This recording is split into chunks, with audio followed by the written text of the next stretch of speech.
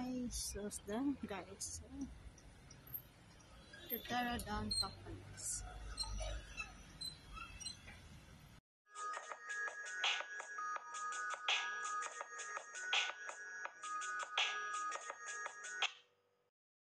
Guys, gumala ako dyan kasi yung bahay namin dyan guys. Dyan lang sa taas sila.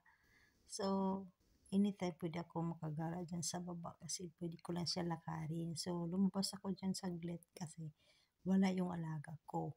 Sa bali, doon siya natutulog sa anak niya kasi sinundo siya. So, gumala ako. Pupunta ako doon sa kapitbahay ko na malayo. Bibigyan ko sila si Diyos tsaka kay Sherry Angel Vlog.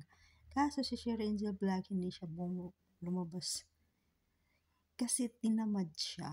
So ako lang dyan guys. So pupunta ako dyan sa kanila ni Sherry Angel Vlog. Naglalakad puntang bus stop. So yan po ang place ng pinagtrabahoan ko dyan sa Espinola. So yan sa baba. So yan yun po yung Espinola, Malta, Europe. So, yan guys, naglalakad na ako. Yan. Minsan guys, dumadaan ako dyan sa McDonald's. Bumibili ako dyan ng hamburger at saka french fries. So, yan po ang view ng dyan ako sasakay sa bus stop. So, yan po ang view ng Espinola. So, malapit lang ako dyan nagtatrabaho. Si Shiri naman dyan malapit lang. Dyan lang siya sa unahan. So, pupunta ko dun sa kanila kasi kakain ako doon ng dinner. So, ayan. So, tingin-tingin muna ako. First time ko tumingin dyan, guys, ng gabi.